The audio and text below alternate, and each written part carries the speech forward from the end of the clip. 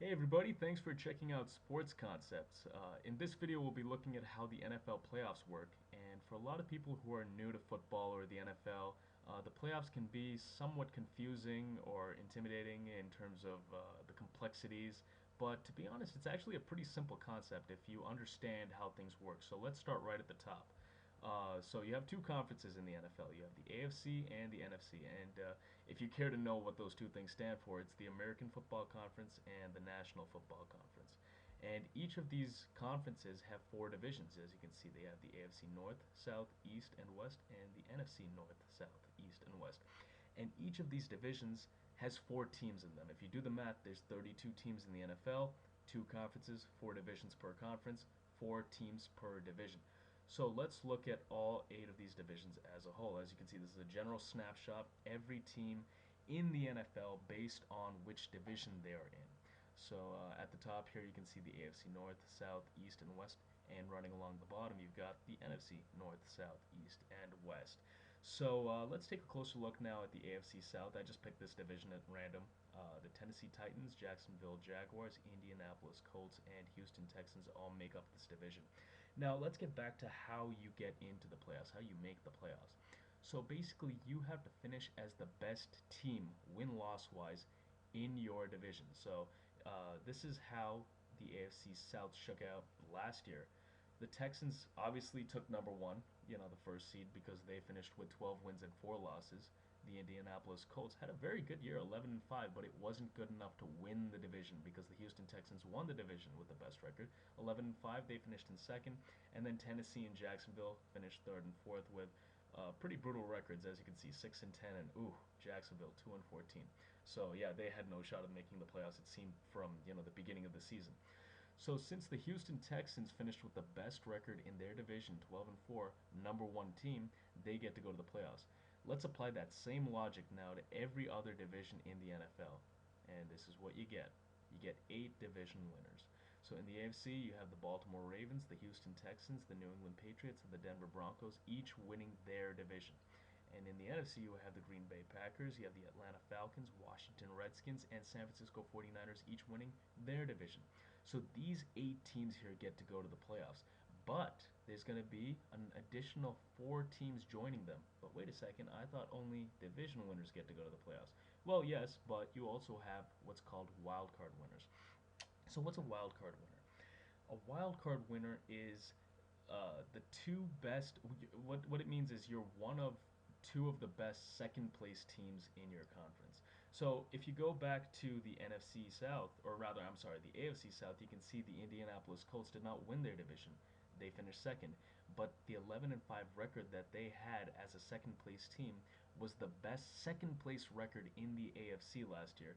So as a result, they get to go to the playoffs as a wild card team. Now, the Cincinnati Bengals also get to go because they were the second best second place team in the AFC. Likewise, in the NFC, you have the two best second place teams in the Seahawks and the Vikings. Now, it doesn't matter if you have a better record than these guys in your third place team, too bad. You have to be a second place team if you want to be going to the playoffs as a wild card team. So the Indianapolis Colts and the Cincinnati Bengals, two best second place teams in the AFC, and the Seattle Seahawks and the Minnesota Vikings, the two best second place teams in the NFC, also going to the playoffs. And now you have a total playoff picture that looks like this.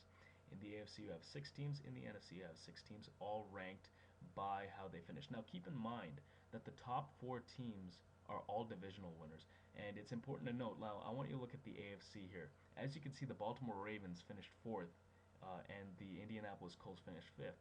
But wait a second, again, scratching your head. The Indianapolis Colts have a better record, 11-5. How come they're behind the Baltimore Ravens? It's because they didn't win their division. The Baltimore Ravens won their division, but the Indianapolis Colts, again, lost their division to the Houston Texans, but still got in through the wild card. So the wild card teams are either the 5 or 6 seed always. They can never be a top 4 seed.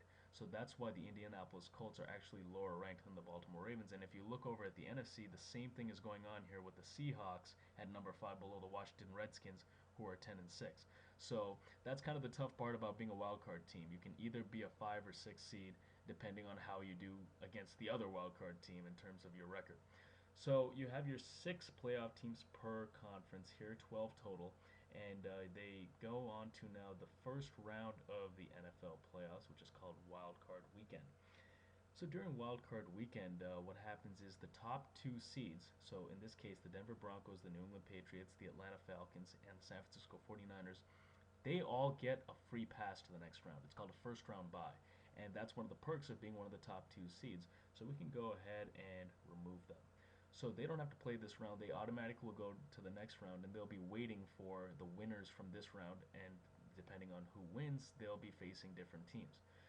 So we have seeds 3 through 6 remaining on Wild Card Weekend, and what usually happens, or what always happens actually, is that the top team, which in this case is the 3 seed, will host the lowest team, which in this case again is the 6 seed.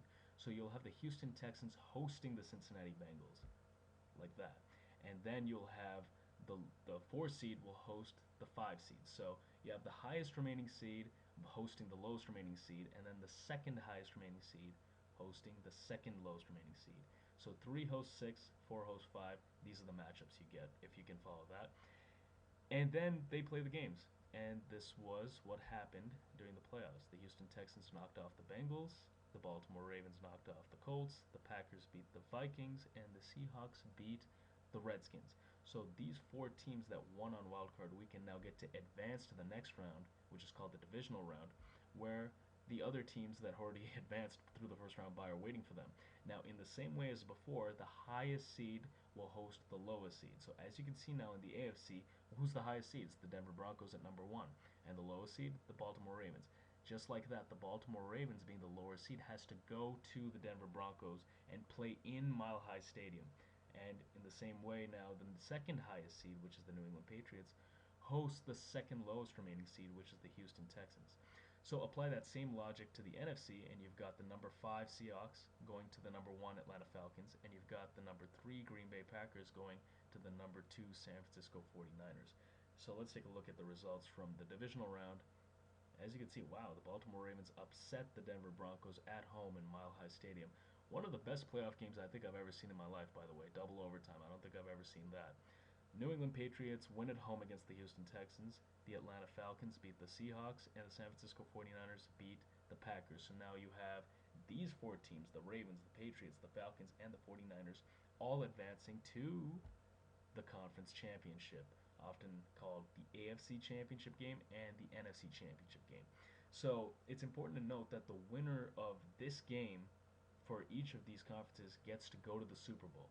Okay, so you have the Baltimore Ravens traveling to New England. Once again, they are the lower seed. They have to travel to the higher seeded team's stadium or town or whatever you want to call it. The Baltimore Ravens will be going to New England to face the New England Patriots, and the San Francisco 49ers have to go to Atlanta to face the Falcons in Atlanta.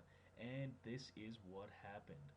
The Ravens beat the Patriots in their own stadium. Wow. And the San Francisco 49ers also won on the road. So the 2 road teams sets up the Super Bowl with the Baltimore Ravens and the San Francisco 49ers. There it is. So you have your AFC champion in the Baltimore Ravens, and you have your NFC champion in the San Francisco 49ers, and that set up a pretty fantastic Super Bowl considering the 2 head coaches of each of these teams are actually brothers. So that was pretty cool. So now all that you have to do is watch the Super Bowl between these 2 teams, and you get a winner, and this is what happened. Baltimore beat the San Francisco 49ers in the Super Bowl, and they were declared Super Bowl champions, the Baltimore Ravens. So that's basically how the NFL playoffs work. It's pretty consistent. It's been that way for a long time, and it doesn't look like it's going to change. But if it does, we'll have another video that explains the new format if there ever is one.